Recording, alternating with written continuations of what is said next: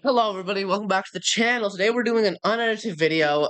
It's an album review, my first album review on the channel.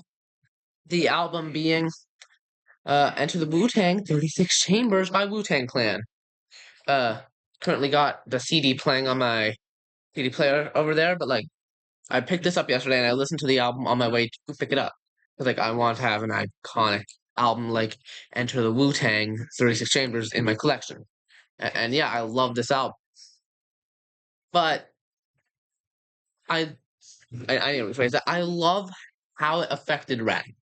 I did dislike the album. It was a fun, enjoyable listen, but overall, I won't listen to this very often.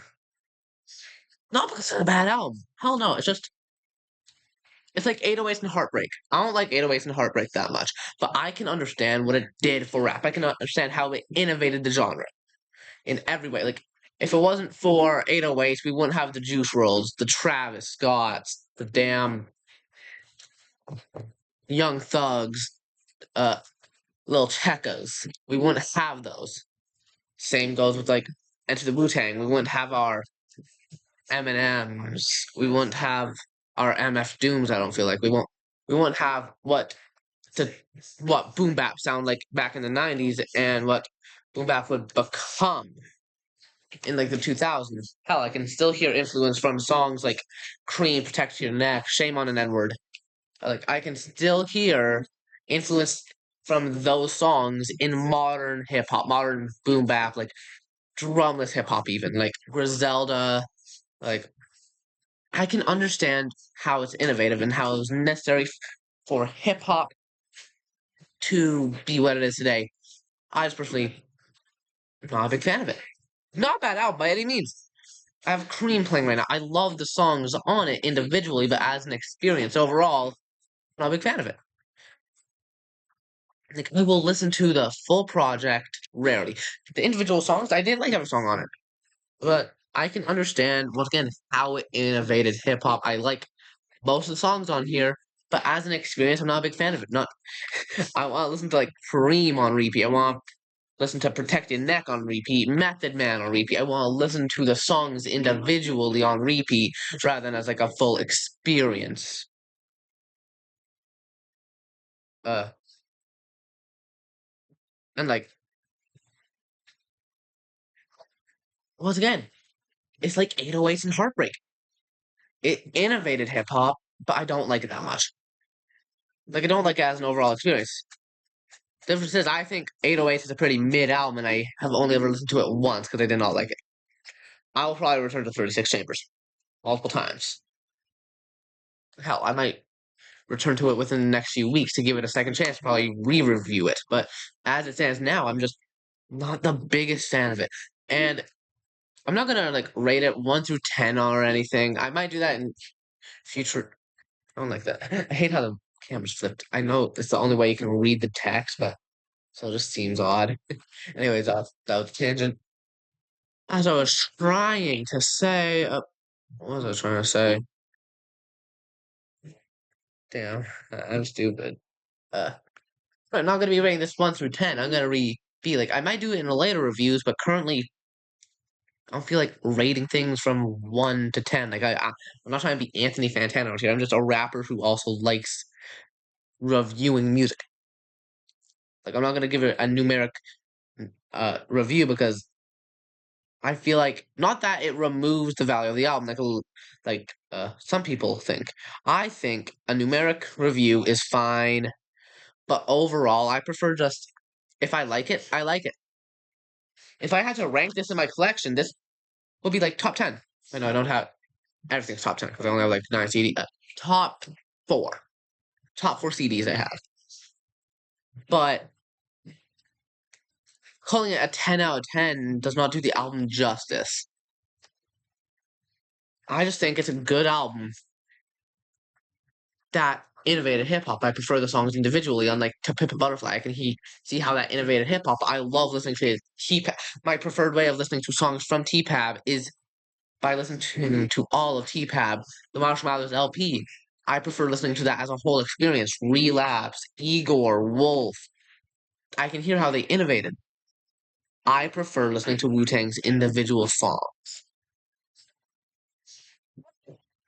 And like that's my opinion on the album. Your opinion is gonna differ, and don't like get mad at me like, oh, but it's a classic. It's a classic debut. Yes, it's a classic debut. And I'm the biggest fan of it. Uh, that's all I'm gonna say about it. I'm not gonna give it like I just keep repeating stuff. I just because I want this to be a decently long video because like it's been a while since I've done anything super long. Like the Tyler review, yeah, that was 2 weeks ago, but I recorded that over a month ago, a month and a half ago. About yeah, uh, like this album, I'd say overall, once again, better as an experience. We want, but it's like no, not better as an experience. What am I talking about? I keep contradicting myself. Better, it's better individually rather than a sum of its parts. I prefer listening to it with the individual songs, and you don't have to agree with me. You could think like, no, it should only be listened to like with the full album, no skips, front to back. And I respect you for that, but just not.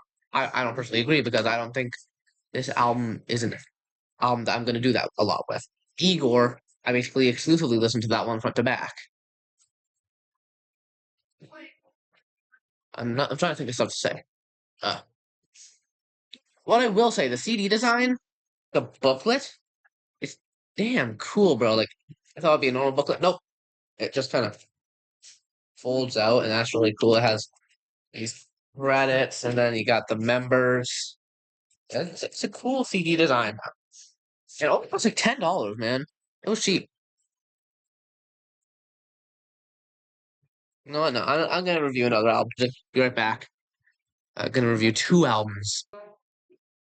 Five by Ed Sheeran is the other album I'm gonna be reviewing, and I'm gonna be a lot more critical of this one.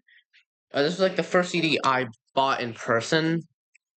First, let's just get the case out of the way because like this is not very high quality.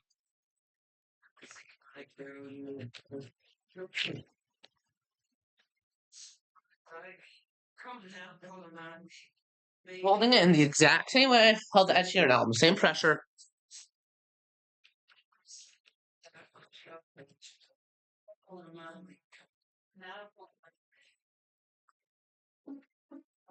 It's a crappy CD, and like it.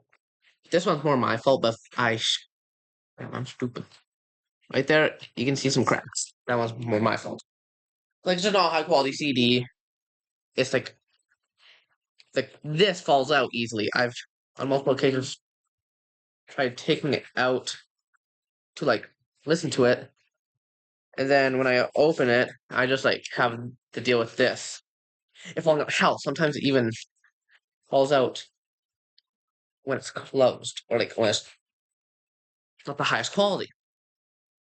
And now for the actual album review, and like I like Ed Sheeran. I'm not gonna lie about it, but not I don't like him as much as I like hip hop. I don't like he's like good radio pop, clean, family friendly radio pop, and like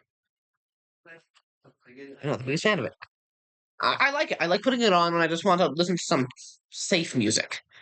But when I'm trying to listen to music I'm gonna actually enjoy, I'm gonna be putting on Cream. I'm gonna be putting on New Magic One. I'm gonna be putting on music I actually like. And this is like, unfortunately, I don't see a way that this has really affected the mainstream other than just having like two of the most streamed songs of all time. Hell, maybe even more.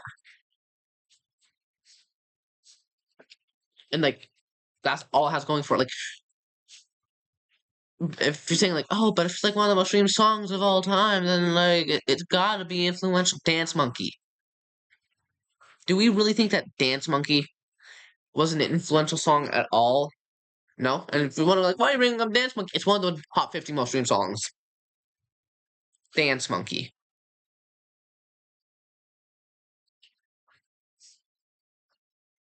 Of course, there are songs from the top 50 most streamed that are influential, like Blinding Lights, but overall, not many too many influential songs because it's all radio pop. Tell me how influential radio pop's gonna be.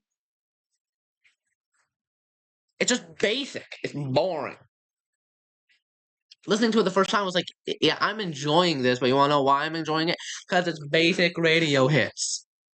Like it's easy to sing along, straightforward love song lyrics. got the whole album, and it's good. Another peep I have with like the actual CD, this costs $14. I'm fine with that. I'm fine with spending like $14 to $25 on a CD. 25 is like when I really want to binge on a CD, like when I really want to spend a lot of money on a CD. But like if it costs that much and I really want the CD, I'm gonna save up for that CD. But it's just a base album.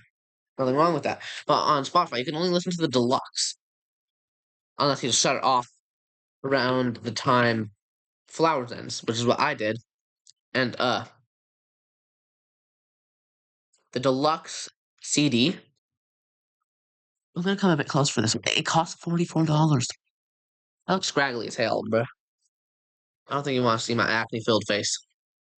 Like it was $44, $30 more for like a few extra things, a few extra basic radio pop hits.